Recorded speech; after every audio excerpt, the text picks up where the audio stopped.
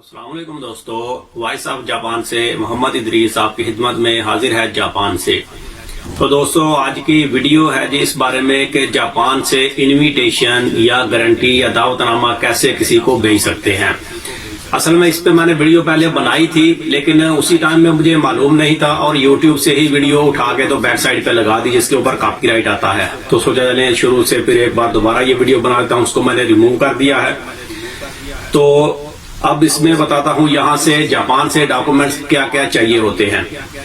सबसे पहले तो होता है जोमिंजो, एड्रेस का पेपर, यानी कि जापान में आप कहाँ पर रहते हैं, आपके घर का अपार्टमेंट का जो भी है उसका एड्रेस का पेपर। और ये मिलेगा सेक्शो से, जो जापान में जिसको हम पाकिस्तान में समझे यूनियन काउंसिल वगैरह बोलते हैं। तो वहां से जाके उनको बोलना है तो वो उसी टाइम वो पेपर निकाल के दे देते हैं। इसके अलावा दूसरा पेपर चाहिए काम का सर्टिफिकेट, आप काम कहाँ पर करते हैं।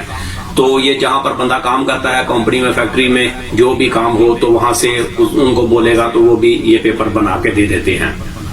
और तीसरे नंबर पे चाहिए बैंक स्टेटमेंट, ये भी आपकी 3 महीने की पुरानी जापान में जो बंदा है उसकी बैंक स्टेटमेंट चाहिए। जो बंदा पाकिस्तान में या अपनी कंट्री में होगा वहां के तो पेपर चाहिए ही चाहिए, लेकिन यहाँ से भी जापान से भी ये लाजिम चाहिए। और यहाँ से ये बैंक स्टेटमेंट थोड़ी मुख्तलिफ होती है। अगर आप बैंक वालों को बोलेंगे तो वो एक पेपर के ऊपर प्रिंट निकाल के दे देंगे तो उसके ऊपर टोटल अमाउंट लिखी होती है कितनी है। ये वाली बैंक स्टेटमेंट नहीं चलेगी। यहाँ पर जापान में पासबुक होती है, हर बंदे के पास होती है, वो उसको अपडेट करें हर महीने में या जैसे भी, तो उसी के ऊपर पूरी डिटेल ट्रांजैक्शनें जो होती हैं उसके ऊपर लिखे होते हैं। पैसे डिपॉजिट कितने हुए हैं, कितनी बार निकाले हैं, अब मौजूदा कितने हैं। ये पासबुक जो है इसकी फोटोकॉपियां करके साथ में भेजनी होती है। और ये भी नॉर्मली 3 महीने की होनी चाहिए। और इसमें पैसे भी अपनी मर्जी है अब कितने होने चाहिए। कम से कम जापान के तो समझे कि 8-10 लाख तो इसके अंदर होने चाहिए जापान के। 80-90 मान या 100 मान इसको समझ ले बोलते हैं। और इसके बाद चौथे नंबर पे चाहिए नोजे शोमेशो, ये भी सेक्शो से मिलेगा, सिटी हॉल से, जिसको हम यूनियन काउंसिल वगैरह समझते बोलते हैं। नोजे शोमेशो और काजे शोमेशो ये 2 पेपर हैं। इनमें से एक होता है टैक्स का पेपर होता है और एक सैलरी का, इनकम का पेपर होता है। ये गवर्नमेंट के पेपर होते हैं। जहां पर भी काम करते हैं जो सैलरी होती है वो गवर्नमेंट को बता के फिर उसमें से टैक्स पे करके तो ही बंदे को बाकी सैलरी पे करते हैं। ये ऑटोमेटिकली गवर्नमेंट के रिकॉर्ड में होता है, लेकिन ये दोनों वहां से लेने हैं और कंपनी में जो काम करते हैं वो पेपर अलग से लेना है। इसको बोलते हैं नोजे शोमेशो और काजे शोमेशो। और ये 2 साल पुराने लेने हैं, 2 साल के, यानी अभी 2020 चल रहा है तो 2020 का एक पेपर लेना पड़ेगा और एक 2019 का लेना होगा। ये 2 पेपर यानी कि 2 साल के लेने हैं, दोनों 2 साल के। यानी कि नोजे शोमेशो है ये भी 2019 का और 2020 का लेना है। और इसी तरह काजे शोमेशो ये भी 2019 का और 2020 का लेना है। यानी कि इस तरह से 2 साल के लेने हैं, 2 पेपर, ये 4 पेपर हो जाएंगे दोनों। और इसके बाद है फिर गारंटी लेटर, कि यहाँ से गारंटी लेटर भेजना पड़ेगा। गारंटी लेटर और इनविटेशन लेटर, ये 2 पेपर हैं, दोनों को मैं एक साथ में बता देता हूँ। ये पेपर मिलेगा कहाँ से? ये मिलेगा इमिग्रेशन नहीं, एम्बेसी की वेबसाइट से। जिस कंट्री से भी आपने भेजना है, मसलन पाकिस्तान में भेजना है तो इंटरनेट पे उसकी एम्बेसी की वेबसाइट ओपन करें और वहां पर ये फॉर्म मिल जाएगा, इंग्लिश में होगा। उसको डाउनलोड करके तो उसको चाहे इंग्लिश में फिलअप कर ले बंदा यहाँ से जापान से, चाहे तो जापानीज में फिलअप कर ले। सिंपल सा है, यानी गारंटी लेटर होगा कि आप ये बंदा आएगा, ये रहेगा और ये वापस जाएगा, इस चीज की मैं गारंटी देता हूँ। और उसके ऊपर बंदे का नाम वगैरह अपना लिखना है, जिसके लिए गारंटी भेजनी है उसका भी नाम लिखना है। और यहाँ से जो बंदा भेजेगा वो अपनी स्टंप उसके ऊपर लगाएगा। ये स्टंप तो जापान में हर बंदे के पास है। अच्छा, वो अपनी स्टंप वगैरह लगाएगा। इनविटेशन भी इसी तरह यह है कि वो आप उसको बुला रहे हैं तो क्या वजह है आप उसको बुला रहे हैं, आपकी रिलेशनशिप उसके साथ क्या है, क्या रिश्ता है उसके साथ। तो उसके ऊपर ये आपने इंग्लिश में या जापानीज में बताना है कि ये मेरा रिश्ता है, दोस्त है, रिश्तेदार है, जो भी है। कोई भी बंदा, आप किसी को भी इनविटेशन भेज सकते हैं। ये अगर कोई बंदा बोलता है जी सिर्फ रिश्तेदारों को भेज सकते हैं या अपने माँ बाप बहन भाइयों को, तो उसको फिर इतनी मालूमात नहीं है। किसी भी बंदे को भेज सकते हैं, दोस्त को बोल के कुछ भी हो, वो इनविटेशन भेजा जा सकता है, गारंटी लेटर भेजा जा सकता है। इसमें कोई मसला नहीं है। वीजा देना या नहीं देना ये तो एम्बेसी की मर्जी है, लेकिन किसी दोस्त को भी बंदा इनविटेशन भेज सकता है, दावतनामा यानी गारंटी लेटर वगैरह भेज सकता है। वीजा मिलना ना मिलना तो बात की बात है। तो इसके ऊपर ये चीजें लिखनी होती हैं। तो इसके बाद है ट्रैवल शेड्यूल, ट्रैवल शेड्यूल भी एम्बेसी की वेबसाइट से ही आप डाउनलोड करेंगे और उसको यहाँ से जापान से ही बेहतर है कि फिलअप करके भेजें। उसके ऊपर पूरा लिखना होगा डिटेल कि ये बंदा अगर जापान आएगा तो किस दिन ये जापान पहुंचेगा। ये टिकट की बुकिंग के हिसाब से ही बनेगा। तो ये जापान आएगा तो ये कहाँ पर जाएगा, कहाँ पर घूमेगा, एम्बेसी वाले भी मांगेंगे, लेकिन यहाँ से भी भेजेंगे तो ये बेहतर रहेगा। या उसके हिसाब से ही एक ही होगा, वैसे फिलअप कर लें तो उसके ऊपर यहाँ का एड्रेस वगैरह लिखेंगे। ये अगर, क्योंकि जो बंदा इन्विटेशन लेटर भेजेगा तो उसको यही बताना है जी ये मेरे पास रहेगा, मेरे रूम में रहेगा, होटल की बुकिंग वगैरह की जरूरत नहीं है। तो ये फलां तारीख को वहां पर जाएगा, टोक्यो में घूमेगा, फलां जाएगा, ओसाका में, या जो भी लिखना है जिस सिटी का भी नाम, तो ये वहां पर घूमे फिरेगा। और ये इसका कॉन्टेक्ट नंबर होगा। वो कॉन्टेक्ट नंबर जो है वो अपना घर का नंबर दे दें या मोबाइल नंबर दे दें। मैं वीडियो में साथ में आपको ये गारंटी लेटर का पेपर भी, इन्विटेशन का भी और ट्रैवल स्केड्यूल भी साथ में दिखा दूंगा। तो आप ये देख लें कि इसको फिलअप इस तरीके से फिर करना होगा। फिलअप तो आपने खुद ही करना है, मैं तो हाल ही जो एम्बेसी की वेबसाइट से डाउनलोड करके वही आपको दिखा दूंगा। अब फिर इसके बाद है वीजा का फार्म, यानी जो होगा, तो इसमें जो होगा कि आप इसमें कितने दिन का उसको बंदे को स्पॉन्सर भेज रहे हैं। आप उसमें 15 दिन का भी लिख सकते हैं, 10 दिन का भी लिख सकते हैं, 15 दिन का भी, 1 महीने का भी, 2 महीने का भी और 3 महीने का भी आप उसको स्पॉन्सर गारंटी लेटर भेज सकते हैं। 90 दिन तक आप उसको सपोर्ट कर सकते हैं। और अगर वीजा लगेगा तो 90 दिन का भी लग जाएगा।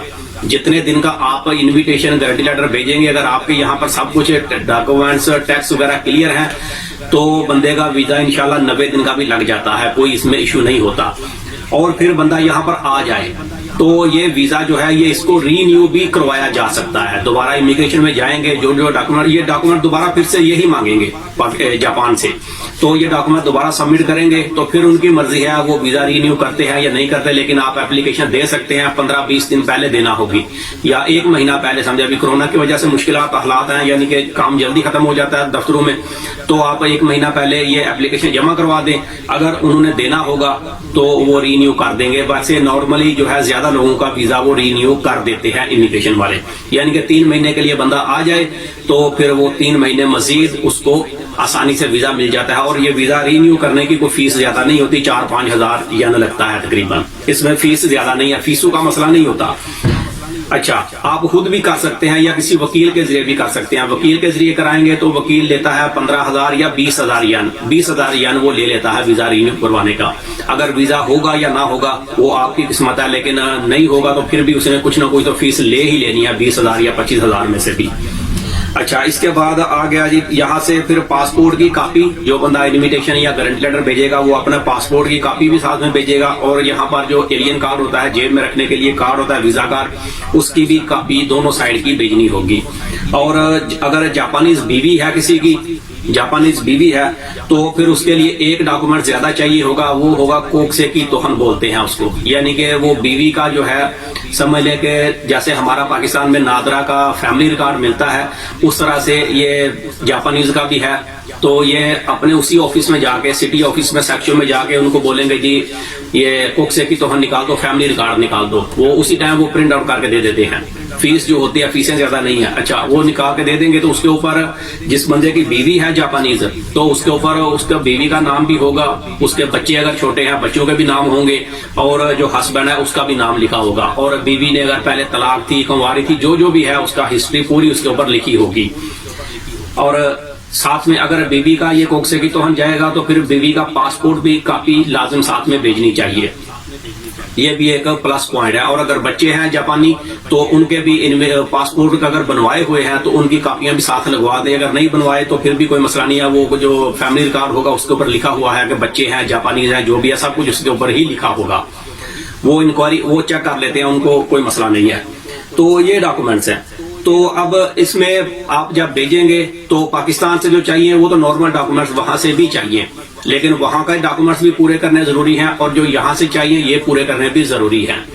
अब वीजा लगना या ना लगना ये तो आपकी किस्मत की बात है, हर बंदे की अपनी अपनी किस्मत है। लेकिन इन्विटेशन के ऊपर चांसेस समझ लें 100% तो कुछ भी कहा नहीं जा सकता किसी काम का भी, लेकिन फिर भी समझिए कि 70 से 80% चांसेस ज्यादा है वीजा लगने के। वैसे नॉर्मली आप कोई भी बंदा करके देख ले तो इतनी जल्दी वीजा मिलता नहीं है जापान का या किसी भी कंट्री का पाकिस्तान से इतनी जल्दी मिलता नहीं है। लेकिन अगर इन्विटेशन वगैरह या गारंटी लेटर वगैरह जापान से कोई बंदा भेजे तो उसके ऊपर चांसेस समझे 70-80% चांसेस ज्यादा हो जाते हैं। बाकी जो 10% या 20% चांसेस हैं वो आपके डॉक्यूमेंट्स के ऊपर है कि पाकिस्तान से आपने क्या क्या डॉक्यूमेंट्स देने हैं। तो वीडियो लंबी हो जाएगी, तो इसमें ये डिटेल थी, बस सोचा आपसे शेयर कर दूं। इसके बारे में अगर किसी ने कोई पूछना हो तो आप कमेंट्स में पूछ सकते हैं, जितना मुझे मालूम होगा इंशाल्लाह मैं आपको बता दूंगा। और ये मैं एक चीज इजाफा कर दूं इसमें मजीद कि ये जो लेटर यहां से भेजना है ये कोई भी बंदा भेज सकता है किसी को भी। पहले भी मैं बताया है, दोबारा बता दूं कि कोई बंदे अक्सर जहां पर जो है शायद उनको मालूम नहीं है या कोई झूठ बोले, मुझे तो इसके बारे में नहीं मालूम, लेकिन यहां से भेजा जा सकता है। आप एम्बेसी की वेबसाइट में देखें तो वहां पर लिखा हुआ है कि अपना रिलेशनशिप आपने साथ में बताना है, फ्रेंड है, रिश्तेदार है, जो भी है। अगर रिश्तेदार बताना है तो फिर रिश्तेदार का वो सबूत मांगेंगे कि रिश्ता क्या है, इसका सबूत बताओ, कजन है, भाई है, जो भी है उसका फिर सबूत देना होगा। और फ्रेंड बोलेंगे तो फ्रेंड का कोई सबूत देने की जरूरत नहीं है। और जापानीज बीवी है और वहां से किसी लड़की के लिए अगर भेजना हो पाकिस्तान से तो फिर वो बीवी की तरफ से बोल सकता है कि बीवी की फ्रेंड है, यानी कि वो अपना गारंटी लेटर देगी और जो बंदा है शौहर है उसका वो भी अपना गारंटी लेटर देगा। समझिए एक बंदे के लिए 2 गारंटी लेटर हो जाएंगे, 2 इन्विटेशन लेटर हो जाएंगे, तो उसकी वैल्यू ज्यादा है। एक बंदा भेजे तो आप खुद समझ सकते हैं उसकी कितनी वैल्यू होगी, और 2 बंदे अगर उसकी गारंटी दें तो उसकी वैल्यू ज्यादा हो जाएगी, डबल हो जाएगी। तो बस ये वीडियो यहीं तक थी। कुछ पूछना हो तो आप कमेंट्स में पूछ सकते हैं। तो मिलते हैं किसी अगले वीडियो में, तब तक अपना बहुत ख्याल रखें। पाकिस्तान जिंदाबाद।